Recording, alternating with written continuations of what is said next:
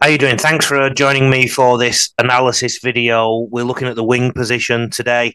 That will come very shortly. First of all, if you're in Sydney this week, there is a free come and try day at a clinic in Doonside on Tuesday, the 17th of January. And then the Aim Higher Roadshow kicks off in Sydney this week, but then also goes on to Queensland the following week. Logan, the 23rd of January, we start a 4 week block there. Capalaba, the 24th, we start a 4 week block there. Also, clubs out there until the end of January. I'm running an unlimited offer on rugbyleaguecoach.com.au subscriptions. One club has just purchased the 1 year package, which is $750. There's also a lifetime package there as well, which is maybe twice that price. And they've worked out that it costs them $20 per coach. They've got over 30 coaches. $20 per coach they've spent on them to develop them in 2023. They described it as a no-brainer. Anyway, enough of that. Let's get on with this analysis video now. Before we look at the video, I did say that I was going to look at the difference between Josh Addo-Carr and Daniel Tupou, because obviously that was the big conversation of 2022 vis-a-vis New South Wales origin. The problem is there's so many other wings that come into contention for that, including To'o and also Joseph Suaalii if he plays on a wing. So one thing I noticed when I was doing the edit of this tape, I wanted to isolate a few areas. I wanted to see how they returned the ball, what they were like under the high ball, what their attacking shape was like. And also, especially because you asked for it on Facebook, the defensive positioning. So I've got loads of positioning things for you to see here. One thing that became apparent when I was looking at the video is that if I'm looking at one wing, well, of course, there's a wing opposite them. So both sides of the tape are often quite interesting. So unfortunately, when I go through this tape, I'm going to be bobbing between offense and defense quite a lot. And we're going to be looking at different wings. And I hope that you stay with me for that. Otherwise, I was trying to edit it and put it back into a section, or this section can be positioning. But of course, there were also some things on the other side of the ball that came into the equation. So please forgive me for that. Bear with me. But I'll share the screen and we will see how we go. The ball is with Australia in the semi-final. One of the reasons I picked this tape, right, is because I thought if I was doing something between Josh Addo-Carr and Daniel Tupou, well, a lot of critics of Josh Addo-Carr said the World Cup was quite easy for him for most of the time. Well, I thought, I'll take this game because this was by far the easiest game for Josh Addo-Carr on the Australian side. So this is why I looked at this game. But what I found is that when I was watching it, there were so many other good things that happened for us to look at on both sides of the ball in New Zealand. Now, I've just paused the tape there. You can see the right wing of New Zealand dropping back. You can see he's turning round quite quickly to get back in defence. Now it's the fifth tackle, so he is really rushing to get in position for the kick. If anything, I'd say is a little bit late. And Ronaldo Mulitalo, my man on the left side, he's not even in the picture. But he manages to get in position reasonably well. And this is a good clip because it shows you how the back three operate in most teams. Now, I'm just waiting for a minute ago you could see Ronaldo's foot on the right wing. What teams often do is operate something called the pendulum. So when the kick is around the middle, the fullback tends to be the deepest and the two wings are in between. So we've got the right wing here. I think it's Rapana, isn't it? And then the left wing is Mulitalo, and he'll be almost in exactly the same position on the opposite side of the field. It's called a pendulum because if the ball was on the left and getting kicked from there, the winger would be up on that side, on the right wing, and the left wing would be further back, and the fullback would be further across near the play, and vice versa. And that's what happens all the time. So when the kick comes from the middle, they're actually quite equidistant. One thing you'll notice here is somebody else is coming to join the line too. This is because quite often teams like to look at opportunities to link on this very first play. Unfortunately, the fullback just takes it straight into the line like a prop and then unloads it. And then here's Rapana getting on the ball now. And this is obviously another element of returning the ball from the back, is that the wings tend to be the first people that carry them. So I'm going to start looking at the defensive side. We're looking at Josh Addo-Carr's positioning here. Because the ball is around the left side of the field, Val Holmes in this side won't be too far back. He isn't in the screen, but one of the beauties of moving back is that it's actually easier to move forward again if you've got it wrong, rather than try and backtrack if you've got it wrong. So he took a gamble there and ended up being in a good place. But you can see Josh Adokar at the top of the screen. He's dropped now. Because of New Zealand's poor shape, it's actually quite a good decision for him, because it's not that obvious that they're going to shift, and if they do, it's not going to be the sweetest shift. Yes, they shifted, but look how quickly Josh Adokar gets to be in a defensive role. He didn't necessarily tackle anybody there. Well, he didn't tackle anyone, but he just did enough to put them off moving the ball, and he left the tackle to his inside. So I think Josh Adokar handled that quite well, and we're on the fifth tackle now again. Australia have the ball on the left side on the fifth tackle. Rapana's up. Hopefully, we will get to see some other elements. Yes, we do. That's the pendulum in action. You'll see that Ronaldo Mulatalo was further back than Rapana, and the fullback Manu is also further across on the right. And because of that, Ronaldo was able to get to the ball. So we've had a little bit of discussion about the pendulum and positioning, but there's going to be even more clips that sort of prove that. Did you just see what Josh Adokar did there? Watch. So we've got the play. It's the fourth tackle. Watch Josh Adokar at the top of the screen. Bolting back. And we'll assume that it's going to be quite an equal distribution, fullback wings this time because of a central kick. And now Josh Adokar will catch the ball on the full. You may remember us talking last week about the fullback and the cradle. This is what I meant. Look at Josh Adokar's cradle. His elbows are quite close together. His body is under the ball and his eyes are very firmly on the ball. He was so comfortable catching it, he even did it on one knee. And he was under a lot of pressure there. He did not take his eyes off that ball. Watch. Watch again. His positioning was good. Didn't take his eyes off the ball. Great stuff. Another example of the taking the high kick, the cradle again, Ronaldo. He didn't go down on a knee, but just watch how comfortable he was. Watch. Good positioning, very similar to Adokar, actually. He's under a bit of pressure.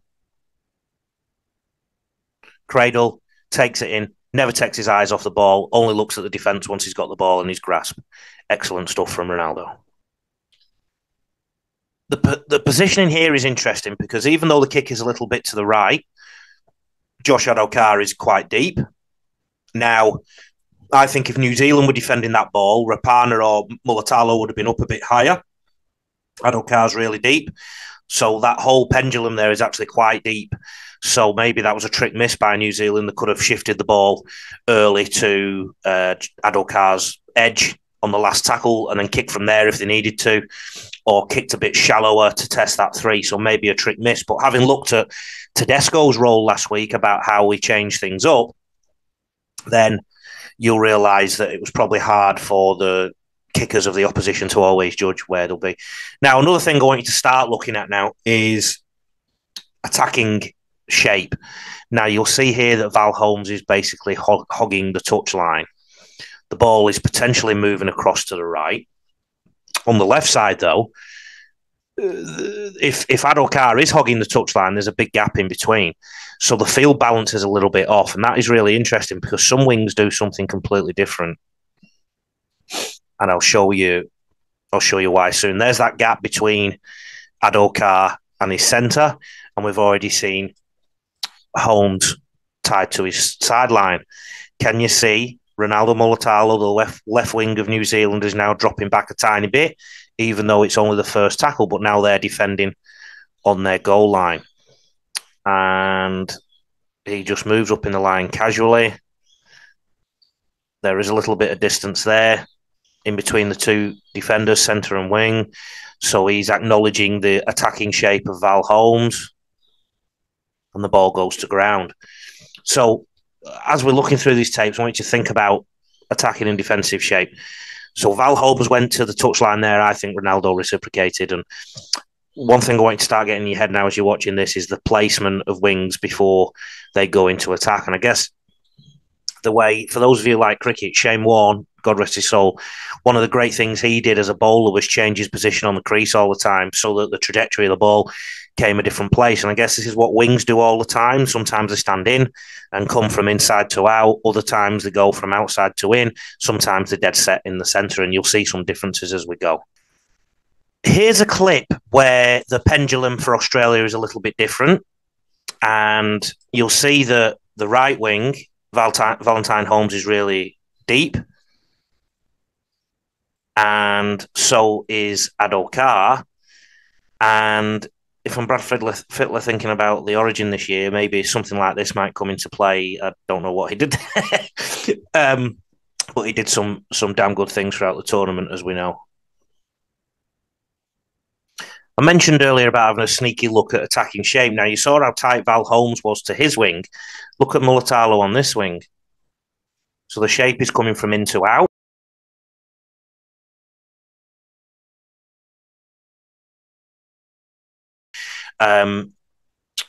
My guess is that they are trying to make the opposition guess all the time. I often coach for my wings to stay on the sideline as per Adokar and Val Holmes. But it's becoming increasingly common now for wings to move into out like that. So we'll dissect that further. Back to the defensive side of the ball and Adokar, this is a good sign again about how sometimes a wing has to readjust. As I said, I apologise that we're bobbing between attack and defence sometimes. It's just the nature of the beast. So it's the fourth tackle and they run the ball rather than kick it, and the fifth tackle's coming up and they run the ball rather than kick it. Now, Josh Adokar has dropped a little bit back for a kick, but you'll see his body language now. See how he dashed in, got straight back in the defensive line. And I guess that's the beauty of somebody like Josh Adokar, is that he's that quick off the mark. If he gets it wrong, he can sprint right back into position, and he actually turned up for his defensive mark there. So that's a real important clip when it comes to positioning. And I guess it's always easier to, like I said, it's always easier to move forward if you've got it wrong than to move backwards if you've got it wrong. Okay, now another wing who comes into contention a lot is Daniel Tupou. And here he is playing for Tonga. And, of course, he's up against Brian Toto on the other side. Now, let's have a look at how he caught that ball. Let's see if he brought the cradle in. Let's have a look. Look at that. There's your cradle. I mean, I guess his elbows could be a little bit further together, and I guess they will be. But look at the height he's generated there from that jump. This is one of the reasons he's such a successful wing. Because of his height, the height he can generate. And also when he returns the ball, because he's a big body. I mean, that carry didn't get great go forward there, but I'm going to show you a clip soon where he does. Now, again, we're going to bob back into the attacking shape question. On the right side, did you see the wing come into out? If you didn't, I'll show it again. Look how close he is there. Now, I would argue, and I struggle with this sometimes, and why wasn't he hogging his touchline? If he's hogging his touchline, look what happens with this ball when it comes over. If he's on his touchline now, he's got far more room to score a try, and the ball would have probably gone closer to him. Because on the left, Tupou's hogging the try line, and look at the outcome. Of course, another thing that a big winger is good for is catching a high ball to score a try. Yes, I've got Josh Adokar's excellent try against New Zealand to show you very soon. But watch this from Daniel Tupou. It didn't come off, but he's done enough in the past, so we know he can do it. Brian Toto will be having nightmares about the height of Daniel Tupou there. Let's look again. He's kept his shape, and look at the height differential there in the high kick. And he got to the ball, he just fumbled it on the way down. And of course, Samoa scrambled really well.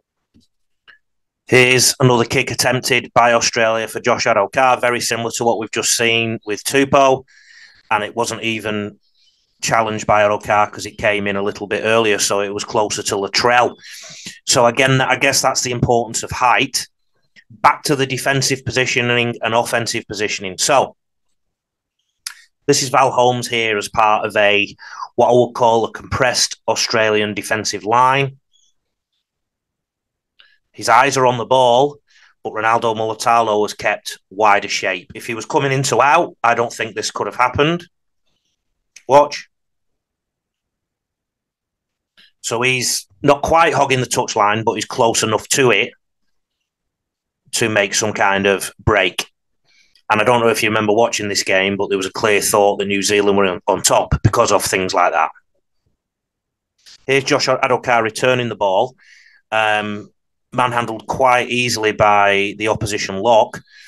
So I guess that was a concern of Brad Fittler's about returning the ball. But in terms of scoring tries, Adokar's probably electric and lightning and whatnot, and brings a lot to the table in that sense. And this is what else somebody like Josh Adokar can bring to the table. Fifth tackle, the winger was up a little bit, and this is why your positioning is so important. Rabana, after that, was either up real far or really far deep. So last week I described the fullback role as a nuanced position. The wing isn't far behind it, is it? You think some of the community coaches out there put one of the weaker players out on the wing, or the less talented, let's call them, and they've actually got a lot to think about defensively. If they drop too far, the ball can be shifted. If they're on their own defending, they miss a tackle, there's nobody there to cover them. And then, of course, you've got those high balls that come at you sometimes, time after time after time. In terms of looking around the wings, Josh Adokar and Daniel Tupou, I can understand why Brad Fittler went with Tupou. Yes, Adokar brings some lightning quick attributes to the game and scores some sensational tries. But the reality is, a big chunk of possession in rugby league is kick return. And Daniel Tupou is a heavy body that can bring the ball forward very well, almost like another forward. It has to be part of your overall strategy, whether you pick somebody like an Adokar, a To'o, or a Tupou. Remember, To'o's got great meters coming out of his own half too. I guess sometimes what comes into play is the height of the opposition wing, especially if you're playing Origin. If the opposition wing, you know, is going to be a big, tall person, then sometimes you're going to have to put somebody tall against them. So there's a lot that goes into it. So for all those who are really critical of Fittler about that decision, I can understand why he made it. What it's got to be is part of the overall strategy, i.e. how are they going to exit the ball? Is Tupou going to be part of the first two tackles as often as possible? Is he key to getting goal forward? If so, that's really important. The thing that Josh Adokar brings to the table is the way he bobs in field quite a lot and supports play, a bit like Tommy Turbo at fullback. So there's pros and cons to both, but I don't think if Adokar played and Tupou didn't, that necessarily Origin would have gone south this year. So south of the border, not south. So yeah, these are all the intricacies of it. Now, positionally, we've got the centres, the 5'8", and the scrum half, the half to finish. I'm going to have a week off it next week, travelling around a little bit, but get ready. We'll do it all again in a couple of weeks. Take care.